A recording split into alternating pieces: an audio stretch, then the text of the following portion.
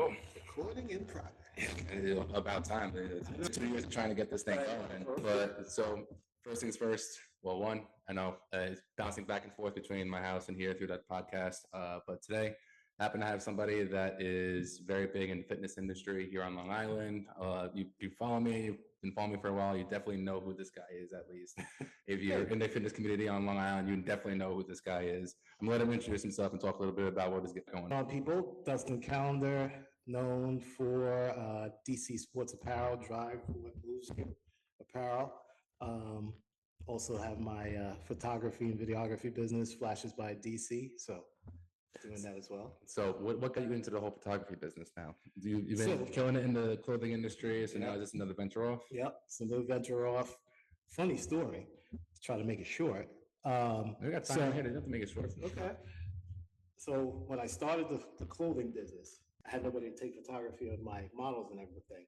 So I would call a friend of mine and be like, yo, I got a new model in, I got some new clothes in. I'd be like, yo, can you come take some pictures of them? Be like, all right, sure. Got tired of that whole routine.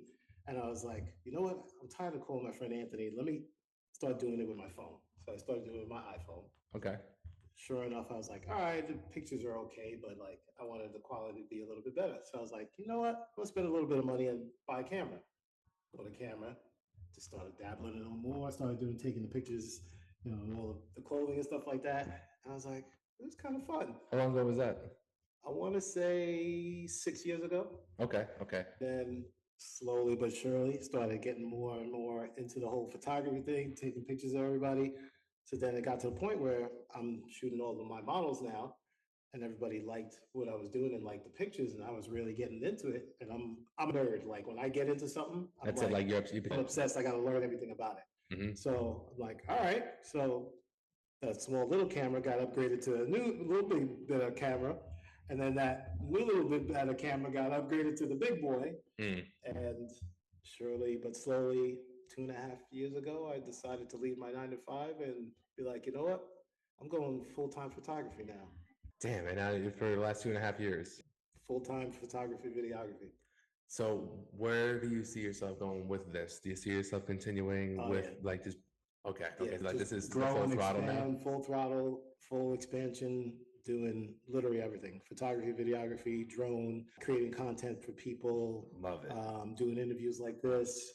Multimedia personality, basically. Correct. Yeah. Basically. Yeah. Doing anything and everything for anybody that needs photography, videography work. It doesn't matter what it is. I pretty much do it all. So now you guys know exactly who to hit up next for your next project that you got going on. Yep. So speaking of projects, what was the vision behind going even further now back? What was the vision behind the clothing brand? It's the drive. So I'm also a big car guy. So I'm into cars. I've noticed. So I said to myself, I'm like, you know what? I'm into cars. I'm into fitness. I'm like, how can I combine the two together and make it like a kind of universal brand that everybody can wear? I'm like, drive. Like, drive what moves you. I just kept like kind of like just playing with it in your head. And somebody actually gave me the what moves you part. A friend of mine, I can't think of her name at the moment, but and I'm like, you know what? That's it. I'm like, drive what moves you. That's going to be my slogan. And the emphasis behind that is it's a universal. It's supposed to be fitness, could be cars, it could be motivational, right? But it's a lifestyle apparel. I want it to be. I created this brand. I wanted any and everybody to wear it because I know a lot of these fitness and gym brands is just strictly gym or strictly fitness, right? And I wanted it to be more than that. I wanted it to be where any and everybody could wear it and relate to it and wear it out, and you don't have to be in the gym to wear it. You can catch mom at the supermarket with it with it on. Exactly. I got you. Yeah. So, and what moves you? Like it could be anything. It could be getting in shape. It could be growing your business. It could be mental health. It could be anything. Everything. There's drive, and then there's always movement in something, whatever you got to do. Exactly. So you can always relate with that. Doing what you're doing. Yeah. That's why the first time I ever actually even saw your brand was back in 2020 when I was working out of Rebel Fitness. With Mel. So I was working out over there privately. So like that's where I really honestly began taking the fitness industry a little more serious. And I was asking her, what's the brand? I see that brand everywhere. Like any gym I go into, like I always see this brand. And he goes, oh yeah, it's my friend Dustin. Yeah. And then literally like a year and a half later, and then I get a chance to meet you over at Unique Fitness. I see your shirt, and I'm like, I swear to God, is that that's got to be that's got to be the guy that she was talking about then. Yep. Yeah. Damn, it's crazy. That's 4 years ago. Yeah. And just think this brand has been around 10 years now. 10 years. Yeah. Started in 2015. Actually, 2014, technically. Is when you had like the real vision behind it, and that's where you wanted to get things going. And then 2015 is when it started to like. 14 is technically my date. Okay. So it's even 11 years. What was the process behind getting everything started though? Like for like example, for if there's anybody out there who's interested in putting out something like that, like a clothing brand or anything like that, what was like the starting steps to that? It was real simple. I came up with the design. I designed it on my iPhone. I literally designed it on my iPhone. So the technical name for the company is DC Sports Apparel. Right. So that's the official name of the company. But my slogan is "Drive what moves you," and then I actually have another slogan that's "Talk less, grind more." Okay. That's a little more like geared towards the fitness crowd. But the easiest way was I came up with a vision of the idea of the brand, designed the logo on my iPhone, just playing around with different fonts on a font app, and then I was like, all right, this looks cool. And what I did was I went around to like at least like 30, 40 friends. And I had gotten everybody's approval of like how they thought the logo looked and the slogan, and everybody loved it. So I'm like, all right, you know what? I'm gonna spend, I think like $200 and make some tank tops. So I went to a company and I said, here's my logo, here thing, and I wanna. They gave me like a choice of like different tank top styles and stuff like that. And the first things I made was the black tank tops, which is different color logos, and that's how I started. And I promoted it in the gym. Everybody loved it. Bought it, and I just spiraled and just kept going and growing to the point where it's at now. Yeah. I remember being at the flights when you had your table set up over there, and just the attraction that you guys got, just like from naturally people knowing the brand, and being that we were next to you guys, just over here, like, oh, I see that brand all the time. I see the brand. I see people wear that shirt all the time. It's just like, it must be a little rewarding for you knowing that like. Majority of like the fitness community, especially on the east end of Long Island, has your brand or has something of yours, whether they're shorts, shirts, or a tank top or a sweatshirt. It's cool. It's got to be something that it feels a little more rewarding, especially because it was your idea, it was your vision, and now it's out in reality. And then now you're getting a chance to see your brand become an actual brand that people love and wear. Yep. Is there any more aside from the photography? Is there more plans with it all clothing wise? I want it up now. So after being in business so long and seeing what works, what doesn't work, I've made a lot of different styles of the brand, and I want to kind of condense it down a little bit more now. Okay. And I do have a big car community that loves the brand. So I'm for instance, particular shirt, if you notice, it has a road on it. So it's geared a little more towards the car people. But still, anybody can wear it. Yeah, but not for nothing though. Like it's an opportunity to then create another avenue of committed people in your brand as well. Yeah. So I'm condensing down the amount of and styles that I have, and I'm condensing it and gearing towards making some stuff more for the car community strictly, but still have the fitness world in there where they have their specific things that they really liked and what I've seen over the years that people particularly look for. So what do you think that in this generation currently, because me personally, I've been in the fitness industry about almost 8 years now. Yeah. And I've seen everything change from being stingers and shorts to pump covers and big baggy pants to shorts and now the big cuts in the middle. Like everything constantly changes. And where do you think we're going right now as far as like what's in for people for the stylists there? So style wise, now it's the oversized t-shirts. Yeah. It is the pump bag covers. Yep. The baggy sweatpants now. Doesn't it feel like it's like back in the early 2000s? The sleeves do a 360. Yeah. Basically it does. And originally I came out with the open bottom sweats and then went down to scrunch style, narrow bottoms, and now the open bottoms are slowly starting to come back again. And it's funny, I have styles that I've made 5-6 years ago that I still have like a little handful of here and there. And it's funny, I'll wear or put something out of one of those. Be like, oh, that's cool. Like When can I get Really one? bulge. Be like, I made it 5-6 years ago. Like, how did you not notice? It's so old, and then people demand for it. So it's like, So it's like so really, it's funny. even that. It's Yeah. like that much of a Yeah, circle, or it's like literally. a 5-6 year span where it literally started to do a 360. Because I remember like when joggers really started to come out, and Yeah. they became the big thing, Yep. and then it just became scrunch at the Yep. bottom, Yeah. and then like what I got on with it right now, I Yeah, got scrunch, I exactly. got at the bottom. Yeah. Now it's like I'm seeing a lot of the guys and girls Yep. with like the bell bottom. Yep. They're starting to become more Exactly. big bell bottom. Yep. It's wild how much this industry changes fitness. Well, not the fitness wise, It's like clothing wise. Clothing wise, it's if you notice, like all the women now are wearing the New Balance. You know exactly what I'm talking about. Yeah. I see They every like, girl. they got clown for wearing those 20 years ago, Yeah, wearing them school. yep. They got clown for being broke as fuck wearing those. now they're wearing. Yeah, Every girl's wearing those New wild. Balance sneakers. Wild to think. It's wild to think. I used to call them like the old man sneakers. I mean, yeah, they're the credits for dad shoes. Exactly. The other thing too is like I'm starting to notice a lot less of the scrunchy shit on their asses. Yeah. Like it's like the one thing I can't stand is when like sports bra shorts, all that stuff. Like fully understand, but when half your ass cheeks are hanging out and then half your tits are hanging out, it's like. There's people, there's kids that still come into this, families that come into this gym. Like, I can understand if you're in your own private place, your own private facility. By all means, you have your own will to do whatever the hell you want to fucking do. But in a public facility, it's just a completely different story, and it's a little gross because you also got girls that are 17, 18, 19 being hawked down by these guys who are in their 50s, like late 40s, 50s. We see it all. We come on. How many times do we see it throughout the fucking day? It's true. It's true.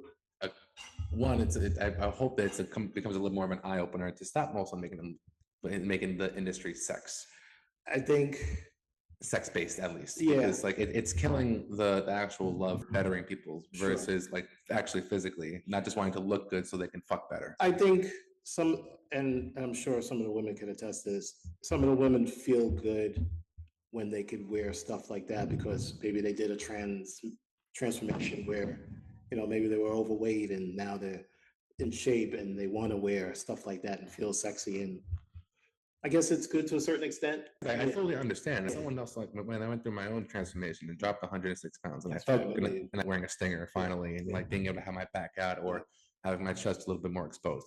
I'm not going full shirtless though, or I'm not going on full on like spaghetti top to the point of like just my nips are being covered, or shorts that are just enough to everyone like I got a fucking Kardashian just hanging out a little bottom.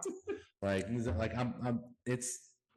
it's more so of a place of decency. Like I'm by all means like never in a place of like telling people what to wear and how to wear it. But when it comes down to a place of decency and then also trying to just limit the amount of attention, if you're someone who does not want the attention, like genuinely does not want the attention, there is limitations that you can put on. I'm not saying that this world like you have to fucking do this, and it's sad that you have to do it because you got these over sexual perverts that are out there. But at the end of the day, too, as well, like I said before, like, there's still families that are out in that gym that are looking over, like grandpa may be enjoying the show, but grandma over there in the corner is standing there saying, just giving you a little more of that stank eye. But it's I hope that the over sexualization of the industry dies down more, and it really does focus back to how it was in like the 80s and 90s and early 2000s, where people were focusing on genuine fitness and not just making bodies look like big ass or I think the sexuality of it will always be there in some shape or form. I think even back in the early 2000s, 90s, and whatever, it was there too. I think it's just a different wave of it now. But it was there back then, and I don't think it's going anywhere. Will it evolve and change? I'm sure it probably will, but I think the sexuality side of it will always still. Let's clean it up a little bit. Like I understand that it may always be there, but when you come to a point like you're specifically designing these shorts that are like I know making that so it spreads there a little bit more when they're going for the RDL. Like it's the little things like that where or the newest thing seen recently that some of these the girls that are wearing are the massive dip in the back leggings where it's just like about to hit their ass crack. And like it's like one little like wrong bending motion, and those things are going to slip right off or slip right down. Again, like I'm fully an advocate for women being able to feel confident and being Sure. able to feel comfortable and being able to express themselves however they want to express themselves. But then there's also, again, there's a fine line between over sexualizing yourself, wearing the provocative clothing, versus making yourself a little bit more still sexy looking, and you still feel confident, but you still have. They want to draw that attention. Yeah. Maybe. Well, that's the other thing. Listen, Well, that's different. I'm talking about like the women who generally are scared of the attention. Yeah. Like don't want the Yeah. attention. Don't want to come to the gym and have a million guys coming up to them and talking to them. Like don't wear stuff like that. Yeah, it should say that, but reality is don't wear a lot of things that are going to make people, or make especially a lot of the older guys who really have no filter, like that generation who are in their 50s, 60s, 70s, and really don't not give a fuck and will tell you outright what's on their mind and how much they want to do something to you. Sure. The amount of times I've had a girl come up to me in the gym saying like, this guy really just made me feel uncomfortable saying what he said. I'm sure you've probably seen it a lot. Yeah, and in my head, I'm thinking, I'm like, well, I could, you know, in his head, like it doesn't mind, it doesn't give him any right whatsoever to say exactly what he said. Yeah. But like when you're wearing and doing certain things in front of him like that, like some of this generation, I'm not going to be able to relate to it. But I also know that generation is not going to have any fucks given, and is just going to outright say whatever the hell is on their mind with it. But going off to the side tangent, because we're going on to this, I want to make this more episode about you with everything else here. So you've been doing this now for just a little over 10 years now, and now you're starting to venture off into the photography realm. What is something that you can tell somebody who is like scared to take that next step into something else? Because you were very secured with your position in, one being on your own boss with your clothing brand. But then this opportunity arises, and then you see a new vision, and then you ran with that vision. So for someone who's ready to, or necessarily who's about making that jump, what could be some advice that you would give for that individual? Keep your mind open. Don't just put yourself in a box and like be visionized to just that one specific thing. Kind of keep your ideas open, keep your opportunities open. Because that, with the photography business, you could be just a photographer, or you could also be just a videographer. I said, I want to make sure I learn everything about it. And I do like the video side of it too. I'm more a photographer than a videographer, but I do 50% of my work is videography. So technically I do 50-50. Right. But yeah, keep to all genres, all different variations of whatever you decide you want to get into. That's your best bet, because you never know. You might have opportunities that are in your realm, but are like on the outside that you never know. You could pass it up and then say, damn, I should have maybe took that or something. Definitely had a couple of those in my lifetime where it's just like, well, maybe I should have talked a little bit more, or maybe I should have reached out a little further, or maybe I should have, stuck around a little later and hung up with what that person had to say. But when you're ready to make that jump, like for me in particular, it was that whole fitness jump. Like I really taken the industry serious, which was leaving the comfortable position of where I was at Planet Fitness, where secured benefits, position, paid time off, vacation, all that stuff. It's a great position for anybody who really is like struggling for a job and wants to be in the fitness industry in the beginning. Not for nothing, Planet Fitness is a good desk job to work for in the beginning while you're building and learning. But because you have security. Like in the beginning when you're training, there's no security. There's not at all whatsoever. You're struggling your ass off trying to even just get one fucking client just because you're a no-name person coming into the industry that's oversaturated. I actually went on the whole fitness realm, and maybe we talk of that subject. I actually did personal training on the side for probably 2 to 3 years. So you can attest to that. You can attest it's a grind. It's a grind and a half to trying to establish your clientele and establish a name within the industry. But in the same realm, it's a grind as a photographer to get your work. Your work to also people to trust you to do very big and important jobs. Like I do people's weddings. So you got to there's a lot of pressure on that. You got to be on point, because let's say they say, I want you to record my vows. You can't tell oh wait, stop. Can you do that again? That's a one take, One and done. So don't fuck it up. You got to make sure you got everything checked out and everything's on point. Double check, be early with everything, and so it applies to everything. That it really does everything, because for the most part, when people are ready to like speaking from both our perspectives, when you are really ready to commit to yourself, and you're fully ready to commit to your goal and your passion and your dreams, you don't mind getting up at the ass crack of dawn and staying as late as you need to stay, and then only just maybe getting, maybe an hour to yourself at home, and then getting good sleep, and then making sure you're up early again for the next day.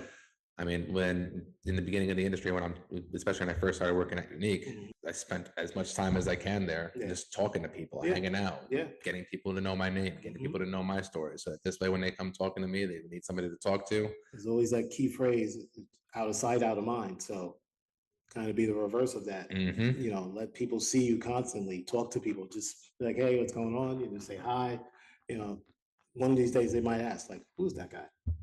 Funny thing is that after the Cannabolics commercial that I did, where now it gets played through all the Uniques, anytime that I get stopped into any Uniques, I actually legitimately had someone stop me at Target. Someone stopped me at fucking Target the other day. Hey, are you? And saying, well, yeah. He says, are you a big screen? It's like, no, someone knows that. The more they see your face, is the more you want to get in front of people. As much as you can. Especially in a bat and business like mine, you want to get as much content or in your face for people to see what you can do and remember you, because once you go dark, the card starts to like fade away and people forget. Oh yeah, I remember that guy, or I remember that thing, or whatever the case may be. So whatever happened to some of it. Exactly. The amount of times I've heard that in the training industry. Why isn't this person a trainer anymore? Why isn't that person a trainer anymore? You either have it in you or you don't. Just to ride through the suck, because I'm pretty positive not everything was always just rising up and constantly success and feeling the thing of that. I'm positive that you've gone through your own obstacles. Absolutely. Was there ever a time that you genuinely did feel like there was going to be a time where you weren't going to be able to do this anymore? Photography is going on the up and up. The apparel company, it's trends. Very tough because you got to stay on top of trends. And sure, there was big highs and there's dip lows, and like you just got to know. You just kind of stick with it. Even if you're not putting out new product, just stay relevant. I think that would be the one key word. Just try to stay relevant, let people know that you're still there. Because, I could not put out a brand new product for 7-8 months, but if you stay relevant and people still see it, they'll still say like, oh, new drop? Oh, they need to get that. Yeah, exactly. Or they got the Die Hard. Finally, new drop. Now I got to re-up. That's respectable also, because like the one of the that, especially in the clothing industry, correct me if I'm wrong, but it's fairly easier to start up, but it's harder to stay committed with it. I've seen, in all the years I've been doing that, I've seen so many brands come and go, and they just, if they either they don't stick with it, or maybe it's something that is just so watered down that it never really caught traction. I don't know. But I've seen so many brands come and go over the years. So there's the one thing that what makes your brand stand out too a lot more versus a lot of the other brands that have come and gone is the authenticity. True. Like your brand is authentic because it also caters towards two different communities. It's not just the fitness community, but it's also the automotive community. Correct. But it's also, again, like we said in the beginning, it was a lifestyle apparel where it's anyone. Anyone can wear it. Now that's the other thing too, is like a lot of these people who come out with their brands, who is your brand cater to, or can it to everybody? Correct. The brands that last the longest and the people that last the longest in the industries are the people that can adapt to everybody. Got it. Not just one person, because if you just cater to one community, one crowd, and then that one crowd decides that they need to move on to somebody else, you're asked out. But say that crowd dies out, but you cater to everybody else. Well, that crowd dies out. We still have all this other crowd over here to give you supplies or to support you. And I'm applying that same scenario to my photography business. See, now to go a little more detail on that, how would you correlate that with your photography business? Same thing. I do photography and videography. I've met photographers that strictly just do photography. Don't want anything to do with videography side of it, because they say it's just too time consuming. They don't want to learn the whole editing side of videos and stuff like that. It is time consuming, but with AI now and everything else is being able to make it that part much a little bit easier. True. it kind of eliminates a lot of the tedious stuff, Sure. but not too much of the tedious stuff. Yeah. But it's still time consuming to edit. Yeah. Because like even just doing a simple edit of editing this podcast, and then Sure. just putting a couple of words and putting a title and then a closing and all that other stuff too. Like, yeah, there's a little bit of simple edits, and that still takes like 30 to 40 minutes. Sure. Exactly. I know photographers that don't even edit their own work, which is That's wild. That's wild. Yeah, they'll send their files to somebody else and let that person the picture, but then let somebody else edit it, which is crazy. I edit everything I do. And then again, what's also going to keep you in the business is because it's you know that you're in control of the edit. Correct. So it's if someone questions like, "Hey, can you edit this a little differently?" Oh yeah, sure. Then let me send it off to this guy, and then now that person is waiting in a couple of days for you to wait for you to get that back from somebody else versus you just being able to handle it all in one shot and take care of it, be done. Yep. That's proper business moves. Like at the end of the day, too, with you, that's proper business moves and business etiquette towards your passion and goals. Like it's not only just giving yourself the foundation, but giving yourself the full on to upscale and then just know the entire blueprint versus just guessing where certain doors are in the house that you're building. Yeah, exactly. But one other thing I wanted to ask you about is your networking ability. Okay. So another thing that I see a lot of people don't do is network. Yeah. That's big. Because people like to just promote on social media. They like to just post pictures because they think that's what's going to give them all the attention. They think that's what's going to give them the immediate success. But what I've also found within my own industry as well, and I can relate with you with this part, is networking and connections. Being able to just talk with people and anybody. Yep. Networking is huge. You gotta kind of be able to put yourself out there and be able to talk to people and reach out to people. So a big part of my photography business that really got me boosted and going, I'm part of a business networking group here on Long Island. It's called BNI, Infinite Exchange, which actually this morning I just came from at 6:30 in the morning, Hop Hog Diner. It's a group of over 100 Long Island businesses. Wow. Of all business owners, and it's any and everything you could think of. There's lawyers, there's commercial realtors, there's food owners, people doing something, everything, any and everything. If you the group that I'm in, anything you need, I have a guy for it. In that group, I'm talking about from washer dryer people to people that do roofing to solar to literally everything is in this group. And we are the #1 and the biggest BNI business group in the U.S. No my shit. Group, my specific group. No shit. Yep. And I joined that group now this September will be 2 years. And I would say 50% of my business came from that, from my photography business. So now it's really like the connections pay off at the end of the day. 1,000%. See, that's so important with networking, and then like this generation of younger entrepreneurs need to fully understand. Like you can't just network online. You gotta network in person. You gotta talk to people. Go if there's different happy hours and stuff like that. Go to them. The one thing, trust me, I was skeptical about going to this thing too, because I'm not a morning person. 6:30 in the morning. Yeah, I got to be up by 5:30 to be there by 6:30. Now, is this like a membership deal or? Yes, you pay a membership for the year to be in, and then you also get breakfast because it's at the diner. So you pay for a breakfast quarterly, but your rate in return of the amount of business you get through that group of the amount of money that you pay for the membership, it pays for at the end of the year. Quadruple. Because that's one of the best parts and the most slept on parts about Long Island. Yeah. So like Long Island, like it's sometimes can be a very annoying place to live. But the one thing I will say about Long Island is that we are a giant melting pot of a community that can work as a community and can help thrive off of each other because somebody knows somebody. Like exactly. It's never just asked out. No. Somebody knows somebody in some type of industry that need it. And that's one of the best parts I also love about being in the sauna is that sometimes I don't know who the fuck I'm talking to in the sauna. Like I could be just sitting in the sauna after my workout and then just like someone randomly starts talking to me. And then I had somebody who was the partial owner of the Polar Company, the guy that does the monitors. He came in for a check-in on the equipment and then started to come into the sauna, started talking to him. Then he was saying, like, yeah, I'm helping out the trainers and all that. So I'm like, wait, and it clicked. I'm like, Yeah. oh shit, I know who I'm talking to now. Yeah. Guy's worth a couple $1 million, just sitting there casually. Mhm. And the one thing I'll never be underappreciative of is that ability to network and talk to and connect, which is another reason why I like to have this. Yeah. Like, one, I don't do this to make money off of. Yeah. I do this because I enjoy conversation. Sure. But I also enjoy what this conversation can sometimes lead to. Mhm. And I enjoy that some people can also then cater to. Like, when I've heard the fact that some people talk to me about this thing here. Yeah.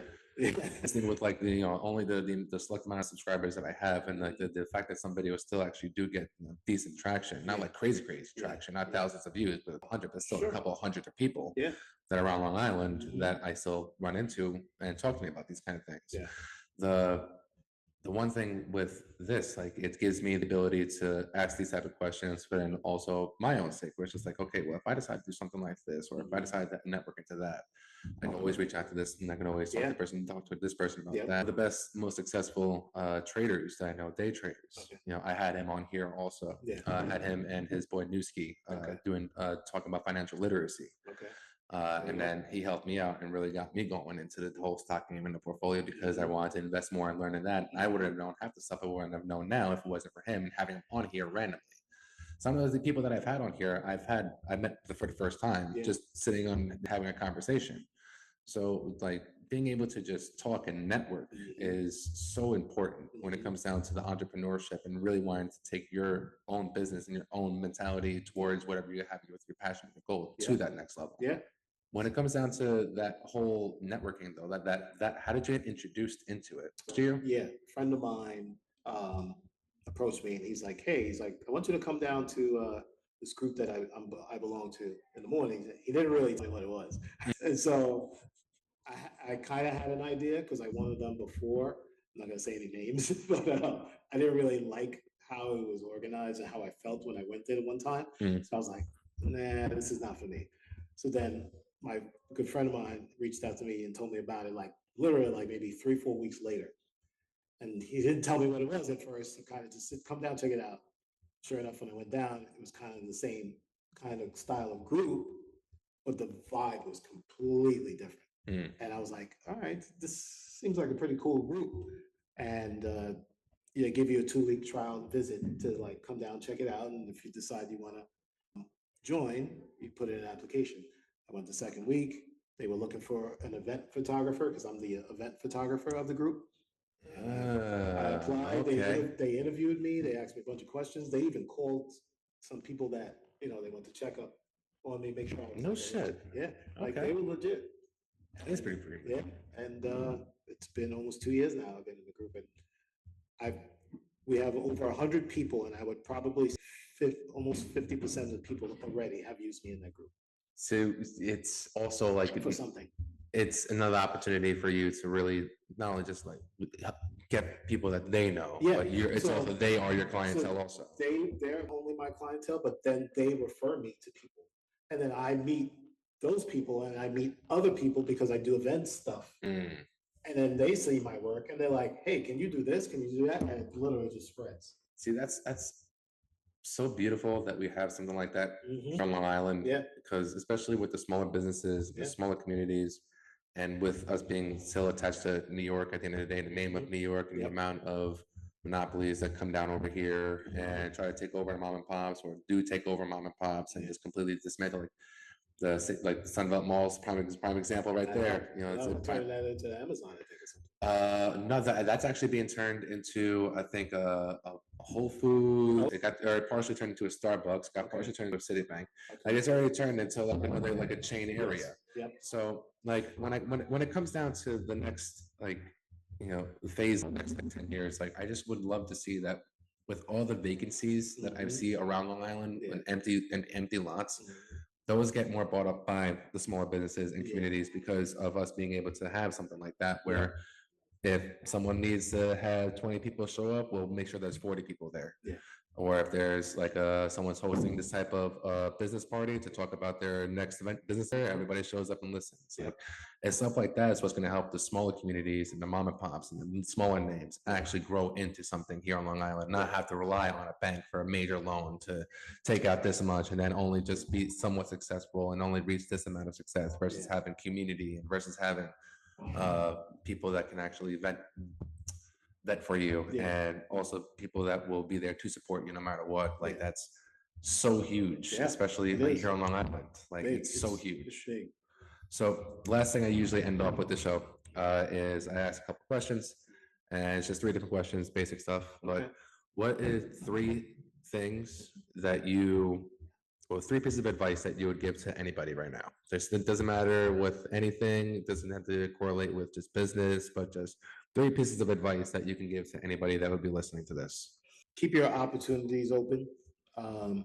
Keep your mind open to any opportunities. Don't put yourself in one spot. You know, if you could venture off a little bit and do something that you would love, definitely look into it. You know, I ventured into the photography business because it's something I love to do.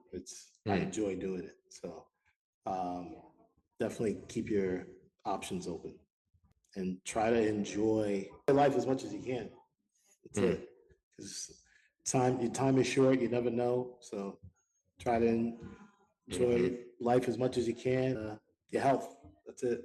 Take care of your health. Take care of your health, physically and mentally. See, now going on to that part, what are 3 things that you are the most grateful for? Family, friends, and I think those are my main 2. And the last thing, what brings you your peace and happiness? Say that again. What brings you your peace and happiness? Just being able to enjoy life with family and friends. Honestly, I'm very simple. I don't ask for much. Life is just that simple at the end of the day. You have a good family, you have a good community, you have good people. Good people around me, and I'm good. That's what matters the most. Brother, man, I do appreciate it. This has been a long time in the making. Very fun conversation. Last little bit, if you want to talk to them about anything you got going on, coming up, or how they could reach out to you, book your business, all that stuff. If anybody's interested in any photography, videography stuff, you can always check out my Instagram. It's flashes_by_DC. And then obviously the clothing brand, Drive What Moves You / actually DC Sports is the name of the company. You can check it out on Instagram as well at Team DC Sports_apparel. Website is www.dcsportsapparel.com. And that's it. Awesome. Guys, appreciate you guys all for listening. I got to go get a little closer to this camera now. I can end this video.